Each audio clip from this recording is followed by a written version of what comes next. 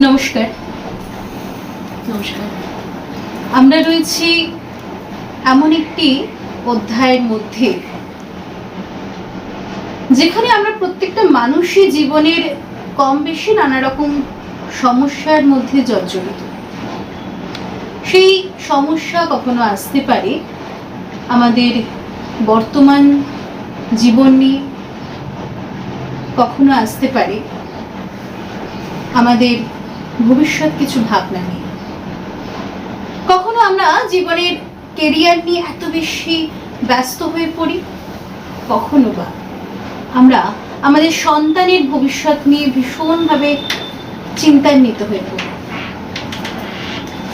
ভাবি কিভাবে জীবনটাকে এগোবো, কিভাবে চলব। বর্তমানে একটি ভীষণ জনপ্রিয় বিষয় হলো ট্যারোট এবং রেইকি। যদি সেই এই মাধ্যমগুলোর মধ্যে দিয়ে যদি আমরা আমাদের জীবনে যা যা সমস্যা আছে যদি একটু একটু করে যদি সেই সমস্যাগুলো একটু একটু করে সমাধান করতে পারি তাহলে বেশ ভালোই হয়। আমাদের মধ্যে রয়েছেন এখন reiki master, tarot specialist Ananya Pal Ghoshal. দিদি নমস্কার। নমস্কার। নমস্কার দিদি, বর্তমানে ট্যারোট একটি ভীষণ মানে একটি পপুলার বিষয়। আমরা যখনই ফেসবুক খুলছি স্ক্রল করতে করতে দেখছি ট্যারোট, এবং ট্যারোটের মধ্যে দিয়ে কখনো জানতে পারছি আজকের দিনটি কেমন যাবে, কিংবা তোমার ভালোবাসার মানুষের আজকের বর্তমান ফিলিংসটি কি, বা তোমাদের ভবিষ্যৎ কি হতে চলেছে, এই ধরনের। অ্যাকচুয়ালি মানুষের বর্তমান এবং ভবিষ্যৎ নিয়ে যত রকম সমস্যা নিয়ে মানুষ বেশি আসে, তো সেইগুলো এবং তাদের নানান রকম প্রশ্ন থাকে, সেগুলো ট্যারোট দিয়ে সলভ করা যায়। তো এই ট্যারোটটা কি? ট্যারোট নিয়ে বলতে গেলে প্রথমেই বলতে হয় এনার্জির কথা। তো অ্যাকচুয়ালি ট্যারোট আমরা যখন করি আমরা অ্যাঞ্জেল কল করি। তো আমরা নিজেরা কিন্তু ওই কার্ড দিয়ে সেরকমভাবে আমরা যে বলে দিচ্ছি সেটাও নয়, তবে আমাদের কিছু জানতে হয়। এই ট্যারোট প্রথমত জানাই যে এই ট্যারোটটা বহুকাল আগে মিশরীয় সভ্যতার সময়তে এটা প্রথম জানা গেছে যে সেই সময় ট্যারোট ব্যবহার হতো। আচ্ছা, এটা প্রায় 1500 শতাব্দী এরকম সময়তে তখনও মানুষ এই ট্যারোটের উপর ডিপেন্ডেন্ট ছিল। তার আগে তো হয়তো ছিল কি ছিল না তার সেরকম কোনো ট্রেস নেই, তবে ওই মিশরীয় সভ্যতা ওই সময় থেকে এই ট্যারোটের প্রচলন চলছে। ট্যারোট আজকের নয়, সেই সময় থেকে কন্টিনিউ চলছে। তো এইভাবে অ্যাকচুয়ালি কি হয়, বিভিন্ন রকম ইনটিউশন কোনটা কিভাবে ফলপ্রসূ হচ্ছে সেভাবে দেখতে দেখতে ট্যারোটের রেজাল্ট সেভাবে আসতে শুরু করেছে। তো এই রেজাল্ট অ্যাকচুয়ালি দেওয়া হয় ওই অ্যাঞ্জেল কানেকশন করে, অ্যাঞ্জেলদের মারফত কিছু ইনটিউশন আমাদের মধ্যে দিয়ে এই কার্ডটাকে তারপর রিডিং করে যেভাবে রেজাল্ট আসে সেই অনুযায়ী মানুষকে তার প্রশ্নের উত্তর দেওয়া হয়। এই অ্যাঞ্জেল কারা, মানে এই যে আমরা দেখি অ্যাঞ্জেল নিয়ে অনেক কথা, অ্যাঞ্জেল তো অনেক রয়েছে, তবে সাধারণত 15 জন অ্যাঞ্জেলের কথা আমরা বলি যারা খুব আমাদের খুব কাছাকাছির মধ্যে থাকে। তাদের মধ্যেই একজন হচ্ছেন মাইকেল। আর অ্যাকচুয়ালি অ্যাঞ্জেলরা হচ্ছেন ভগবানের বিশেষ সৃষ্টি।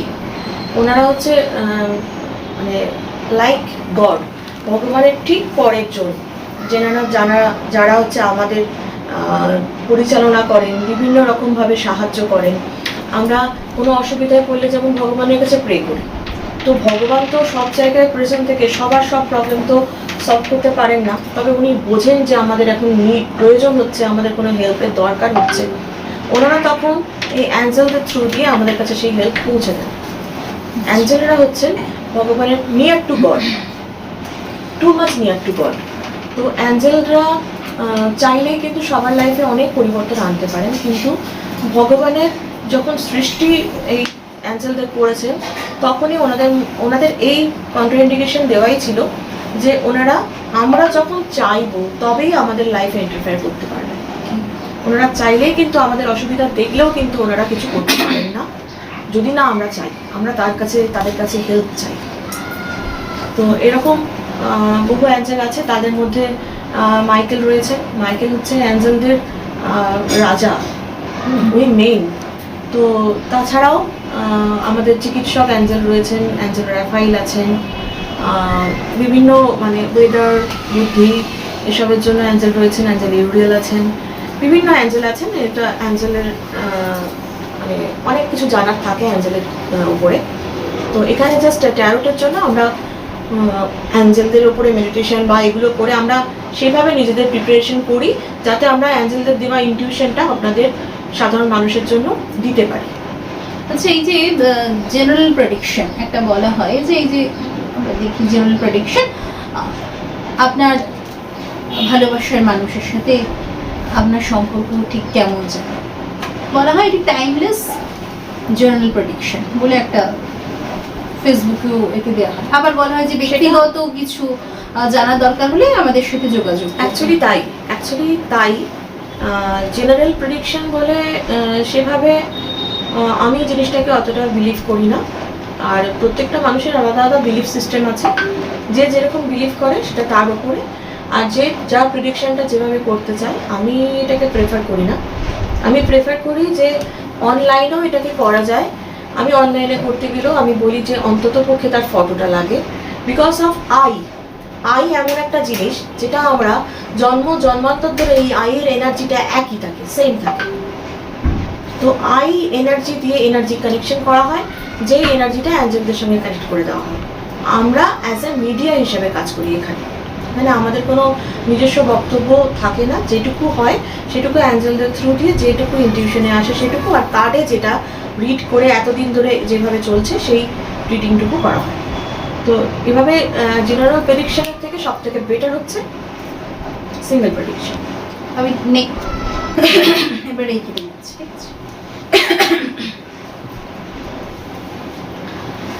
দিদি, ট্যারোটের সম্পর্কে তো জানলাম,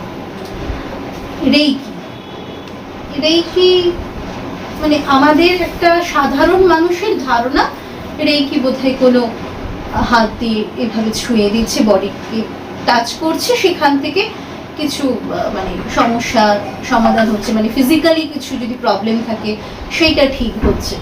মানে এই রেইকিটা কি, এটাও কি এক ধরনের শক্তি? রেইকি হচ্ছে আসল শক্তি। রেইকি হচ্ছে ইউনিভার্সাল শক্তি, যেটা আমরা বলি রেইকি ইউনিভার্সাল প্রাণ শক্তি। ইউনিভার্সে যে প্রাণ সৃষ্টি হয়েছে, এই প্রাণের পেছনেই আছে রেইকি। এই রেইকি থ্রু দিয়ে প্রাণ শক্তি পুরো ইউনিভার্সে সঞ্চার হয়েছে, দ্যাট ইজ দ্য রেইকি শক্তি। এবার এই হাত ছোঁয়ার ব্যাপারটা বলি। আমরা প্রাচীন মাইথোলজি নিয়ে বিভিন্ন রকম দেখেছি, টিভিতে নানান রকম প্রোগ্রাম হয়েছে, সেগুলো দেখেছি। তো এই মাইথোলজির এই জায়গাটা আমরা দেখেছি যে ঋষি মুনিরা তাদের এরকম হাত দিলেন এবং হাত থেকে একটা লাইটের মতো কিছু বেরোলো, আর সামনে থাকা পার্সন বা শোয়ানো পার্সন সুস্থ হয়ে যাচ্ছে। That is the reiki. আচ্ছা, দ্যাট ইজ দ্য রেকি। এটা মানে অ্যাকচুয়ালি রেকিকে দেখা যায় না সাধারণ চোখে, রেকিকে আমাদের পক্ষে দেখা সম্ভব নয়, কিন্তু রেকি ইটসেলফ এনার্জি, এবং রেকি একটা ইটসেলফ মানে ইন্টেলিজেন্ট এনার্জি। রেকিকে আমরা নির্দেশ করি না, আমরা মিডিয়া, বাট আমরা নির্দেশ করি না রেকি তুমি এটা সারিয়ে দাও, তার মানে যে রেকি ওটা সারিয়ে দেবে সেটাও নয়। এখানে একটা ব্যাপার বলার আছে যে একটা মানুষ আমার কাছে এলো, তার হয়তো 5-6টা প্রবলেম রয়েছে। সে আমাকে বললো যে তার ফিনান্সিয়াল প্রবলেম, রিলেশনশিপের প্রবলেম, হেলথ ইস্যু কিছু রয়েছে, সেগুলোকে জানালো। টোটাল মিলিয়ে দেখা গেল 5 থেকে 6টা প্রবলেম তার। তো আমরা তাকে বলবো ঠিক আছে, আমি রেকি করছি, তোমার প্রবলেম আমি দেখছি, যতটা সারানো যায় রেকি করবে এটা। তো রেকি কি করছে, রেকি নিজেই এতটা ইন্টেলিজেন্ট এনার্জি। রেকি জানে যে সেই মানুষটার কোন কোন প্রবলেম তার এই কারেন্ট লাইফের জন্য সারানোর প্রয়োজন। অনলি সেই প্রবলেমই কিন্তু রেকি সারিয়ে তুলবে।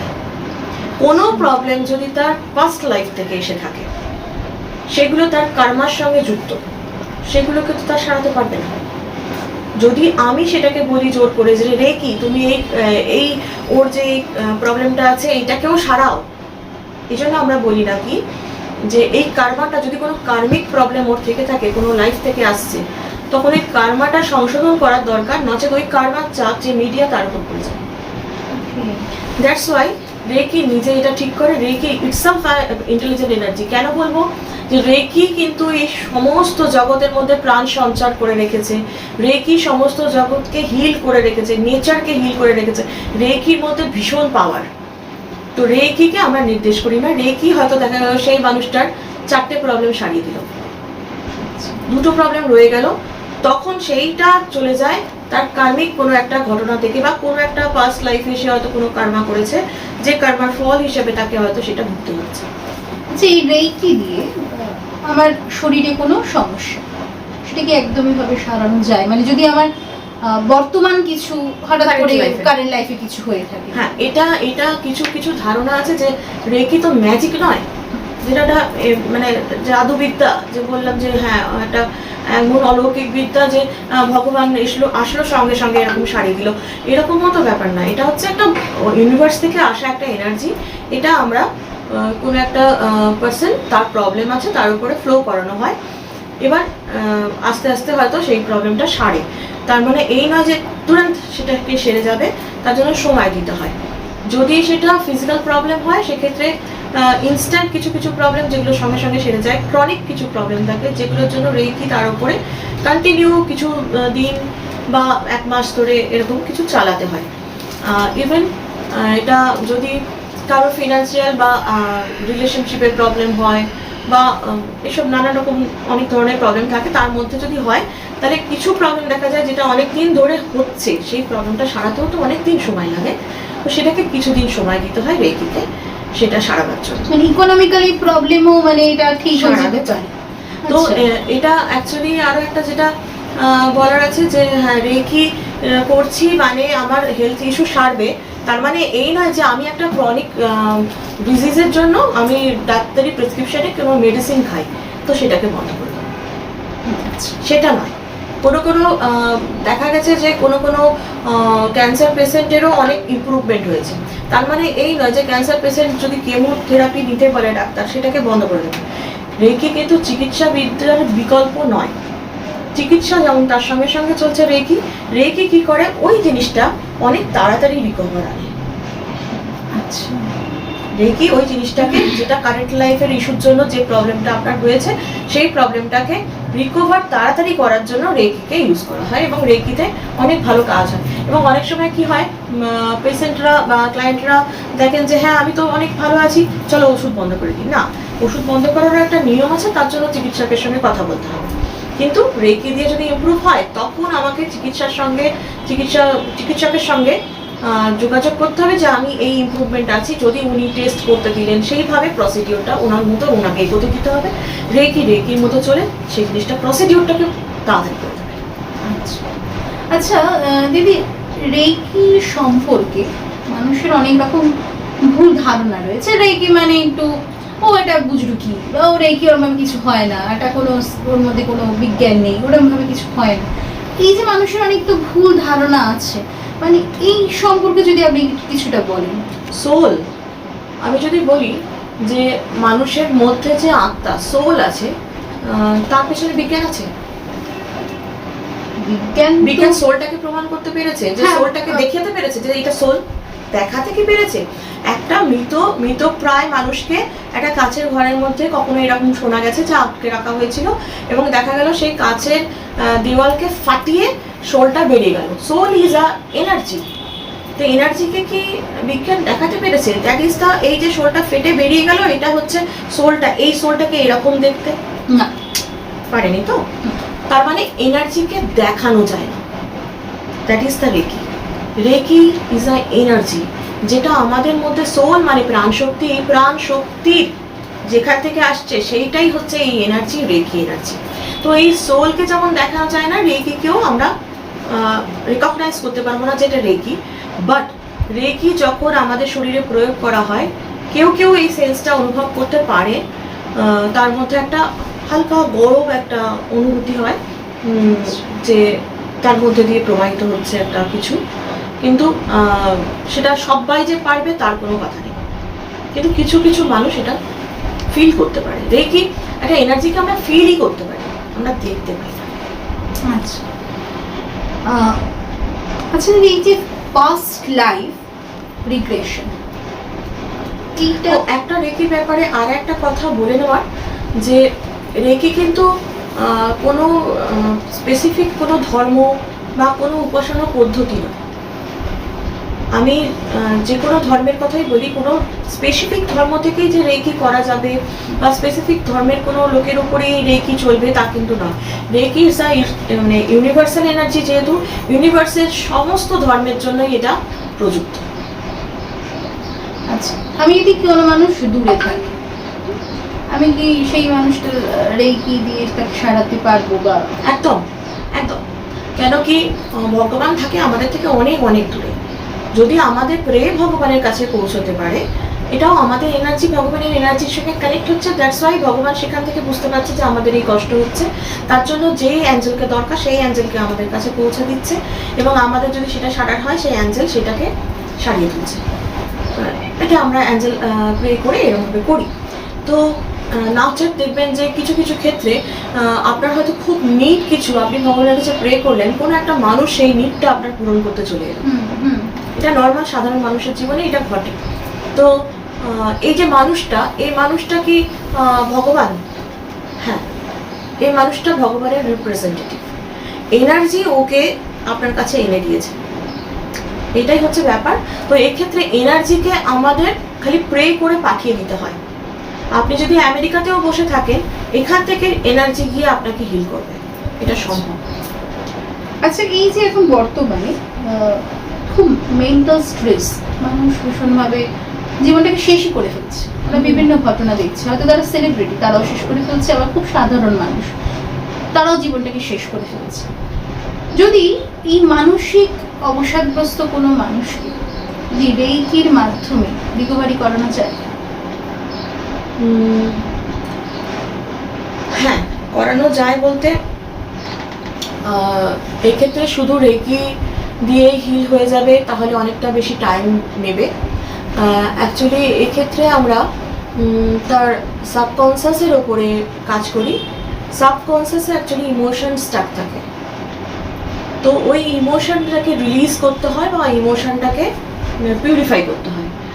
যে ইমোশনের জন্য, যে নেগেটিভ ইমোশনের জন্য ওর মধ্যে এই ফিলিংসটা, সুইসাইডাল থটস বা টেন্ডেন্সি এসে গেছে, সেই ইমোশনটাকে আমরা পিউরিফাই করি বা ওই ইমোশনটাকে হিল করি। আচ্ছা, এবার একটা মানুষ যে স্ট্রেসের মধ্যে আছে, সে সুইসাইড করতে যাচ্ছে, সে তো রেকির কাছে চলে আসবে না। হ্যাঁ, যদি মনে হয় যে হ্যাঁ তার সাইড আদার্স যে মানুষগুলো আছে, যে হ্যাঁ ওই মানুষটা সত্যিই খুব কষ্টে আছে এবং ওর মধ্যে এই থটস আসতে শুরু করেছে, তখন ওর পাশের আশপাশের লোকজন বুঝতে পারে, তখন সেই মানুষটাকে কনভিন্স করিয়ে রেকি মাস্টার বা রেকি হিলারদের কাছে নিয়ে আসা হয়। দ্যাটস ওয়াই তারা তখন হিল করে, এবং হিল তার বডিতেই শুধু করলে হয় না, তার ইমোশনকেও হিল করতে হয়। দ্যাটস ওয়াই হিপনো হিলও তার প্রয়োজন হয়। সাধারণ মানুষ কি রেকি শিখতে পারে, বা রেকি শিখতে শিখতে ধরা যাক যে মানুষটা রেকি স্পেশালিস্ট, রেকি মাস্টার, মানে অন্য মানুষের যখন মানে হিলিং করছে, করতে করতে তার নিজের এনার্জি কোথাও কিচ্ছু হয় না, কিচ্ছু হয় না। কেন হয় না? কেন সে অলরেডি এনার্জির ভান্ডার হয়ে বসে থাকে। কেন তাকে রেগুলার রেকি সাধনা করতে হয়, কেন রেকি তার মধ্যে দিয়ে চ্যানেলাইজ হয়। তো সে যদি কারোর উপরে দেয়, সে শুধু রেকি এনার্জিটাকে থ্রো করছে এবং তার কোনো কার্মাকে ব্রেক না করে। তো দ্যাটস ওয়াই সে তার এনার্জিকে সিল করতে পারে রেকি সুরক্ষা দিয়ে। সে তার এনার্জিকে রেকি সুরক্ষা দিয়ে সিল করার পরে রেকিকে যখন কোনো একটা মানুষের কাছে পাঠাচ্ছে, তখন রেকি এনার্জি তাকে সারাচ্ছে, তার এনার্জি না। এই যে হিপনো হিলিং, এই হিপনো হিলিং জিনিসটা কি? যেমন ধরুন আপনি স্বপ্ন দেখছেন, অনেক সময় কি হয় আমাদের কিছু কিছু স্বপ্ন ঘুম থেকে উঠলাম মনে থাকলো না, ভুলেও গেলাম। বাট কিছু কিছু স্বপ্ন থাকে যেগুলো আমরা ঘুম থেকে ওঠার পরে শুধু বলবো না, বেশ কিছুদিন পর্যন্ত, বেশ কিছু বছর পর্যন্তও হতে পারে ওই স্বপ্নটা আমাদের কিন্তু মনে থাকে। এরকম একটা ঘটনা আমি দেখেছিলাম, ওমা কিছুদিন পরে দেখা গেল সেই ঘটনাটা ওর লাইফে ঘটছে। বা এরকমও হয়েছে যে একটা কোনো ঘটনা আমি স্বপ্নে দেখেছি, সেই ঘটনাটা আমার জীবনে ঘটে এসছে। সেটা আমি হঠাৎ করে আমার ঠাকুমা, তার সঙ্গে সে হয়তো আমাকে খুব সুন্দর আদর করে একটা লাড্ডু খাওয়ালো, সেই এরকম একটা কিছু আমি স্বপ্ন দেখলাম, এটা হতে পারে। বা বেশিরভাগ ক্ষেত্রে এটা হয় যে স্বপ্নগুলো মনে থাকে সেটার সঙ্গে ফিউচার রিলেশন হয়ে যায়। ভবিষ্যতে হয়তো কোনো একটা ঘটনা ঘটলো যেটা আমরা মানে মেলাতে পারি, প্যাটার্নটা মেলাতে পারি, যেটা তো আমি স্বপ্নেতে এরকমই দেখেছিলাম। তো এগুলো হচ্ছে সাবকনসিয়াসের ক্রিয়া। আপনার সাবকনসিয়াস অ্যাকচুয়ালি আপনার সোলের মধ্যে চিন্তা ভাবনা, সোলের মধ্যেকার জিনিস, সেটা হচ্ছে আপনার সাবকনসিয়াস। আপনি এখন এই যে সারাউন্ডিংসে বসে আছেন, ভাবনা চিন্তা করছেন, যা কিছু এগুলো, এই থটসগুলো আসছে আমাদের কনসিয়াস মাইন্ড থেকে। আমরা সচেতন মনে এটা চিন্তা করছি, এটা ভাবছি। বাট আমাদের সোল যা কিছু ভেবে এসছে, যা কিছু অভিজ্ঞতা সঞ্চয় করে এসছে, সমস্তটা আমাদের সোলের মধ্যে রয়েছে, সেটা আমাদের সাবকনসিয়াসে স্টোর হয়ে থাকে। ইভেন একটা স্টোর, যেহেতু একটা এনার্জি, সে জানে ফিউচারে কি হচ্ছে, ফিউচারে কি হবে তার সাথে। আপনার এই বডিতে যখন আপনার কনসিয়াস মাইন্ড জেগে থাকছে, তখন আপনি জানেন না যে আপনার সাথে কি হতে চলেছে বা কি হবে। বাট যখন আপনার সাবকনসিয়াসকে আপনি জাগাতে পারবেন, আপনার সাবকনসিয়াস কিন্তু জানে যে আপনার সাথে কি হতে চলেছে, বা খুব ডিয়ারেস্ট কথা বলছি, সেটাই সাবকনসিয়াস জানতে পারে। তো সেক্ষেত্রে কি সামনের দিনে হবে, এটা একটা আভাস যদি চায় সাবকনসিয়াস আপনাকে দিয়ে দিতে পারে স্বপ্নের মাধ্যমে। এই সাবকনসিয়াসকে হ্যান্ডেল করি আমরা হিপনো হিলিং করার জন্য। হিপনো হিলে যদি কারোর কোনো ডিজিজ থাকে, হিপনো হিল সাধারণত এই যে পাস্ট লাইফ বা রেকি, ট্যারোট, এগুলো সব যাদের যেসব কারণে করা হয় সেসব কারণেই হিপনো হিল করা হয়। হিপনো হিল সাধারণত বেশিরভাগই করা হয় কারেন্ট লাইফের ইস্যুর জন্য। কারেন্ট লাইফে কোনো হয়তো ফিনান্সিয়াল অবস্থা ভালো যাচ্ছে না, বিজনেস কারো ভালো চলছে না, বা হয়তো কারো জব পেতে দিনের পর দিন জব পাচ্ছে, বাট জবটা আবার ছেড়ে যাচ্ছে, আবার প্রবলেম হচ্ছে। তো এরকম কিছু প্রবলেম তখন তারা নিয়ে আসে, তখন আমাদের ডিসাইড করতে হয় যে তাকে পাস্ট লাইফ দেখানো হবে না হিপনো হিল করা হবে। তো এক্ষেত্রে যেমন কিছু কিছু ডিজিজ থাকে যেগুলো কারেন্ট লাইফ থেকে আসছে, সেগুলোকে কিন্তু আমরা হিপনো হিলের মাধ্যমে সাবকনসিয়াস মাইন্ডের প্যাটার্নকে চেঞ্জ করে দেওয়া হয়। সাবকনসিয়াসের ইমোশন প্যাটার্ন, সাবকনসিয়াসের কিছু প্যাটার্নকে আমরা তখন ট্রান্সে নিয়ে যাওয়া হয়, ট্রান্সে নিয়ে গিয়ে চেঞ্জ করা হয়। আফটার দ্যাট এই হিপনো হিলের একটা প্রসেস মানে ফলো করতে হয়, ফলো আপের ব্যাপার আছে। হিপনো হিল যেমন ডাক্তারে ওষুধ দেয়, আর ওষুধটা আমাদের 1 মাস ধরে খেতে হয় বা কিছু এরকম বলে দেয়, হিপনো হিলের ক্ষেত্রেও তেমনি আমরা বলে দিই যে 14 দিন এই সেম প্যাটার্নে যেভাবে আমি আপনাকে হিপনো হিল করলাম, সেই রেকর্ডিং আপনাকে দিয়ে দেওয়া হয়। ওই রেকর্ডিং 14 দিন আপনাকে কিন্তু কন্টিনিউ করতে হয়। এই 14 দিনের মধ্যে কিন্তু কোনো ব্রেক চলবে না। যদি ব্রেক হয় তাহলে সেটা ফার্স্ট দিনে পরিণত হয়ে যায়। 14 দিন কন্টিনিউ করার পরে সে যদি বলে যে হ্যাঁ আমি এটা পেয়েছি, সেটা ঠিক আছে, মানা যায়। কিন্তু যদি 14 দিন কন্টিনিউয়ের মাঝখানে ব্রেক দিয়ে কেউ যদি বলে যে আমার রেজাল্ট আসেনি, তাহলে কিছু করার নেই। কিন্তু এটা একটা ফ্যাক্ট যে এটাতে অনেক অনেক ভালো কাজ হয় কারেন্ট লাইফের ক্ষেত্রে। কিছু কিছু ক্ষেত্র থাকে যখন আমরা হিপনো হিল করতে বাধ্য হই পাস্ট লাইফের ক্ষেত্রতেও।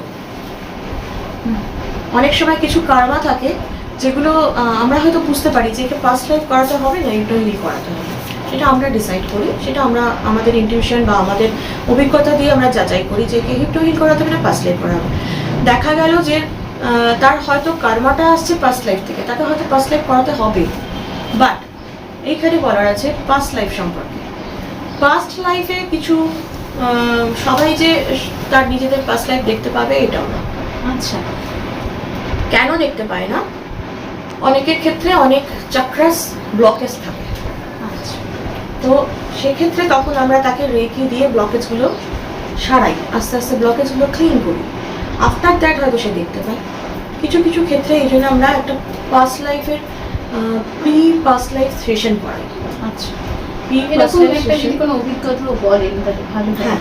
প্রি পাস্ট লাইফ সেশন করানোর পরে আমরা তাকে বলে দিই যে সে অ্যাকচুয়ালি পাস্ট লাইফ যারা দেখতে পায় তারা টু মাচ ভিজুয়াল নয়, তারা তাদের পাস্ট লাইফকে ভিডিওর মতো দেখতে পায়, যেমন আমরা টিভি দেখি সেরকম তারা কালারে দেখে। আচ্ছা। এবং ভিডিওর মতো তার যে পাস্ট লাইফের থেকে ইস্যুটা আসছে সে পাস্ট লাইফকে দেখতে পায়, তারা হচ্ছে ভিজুয়াল, তারা দেখতে পায়। মানে এই যে যারা দেখতে পাচ্ছে, ওই দেখার পরে আবার বর্তমান জীবনে মানে তার ফিরে আসতে আমাদের কাজ।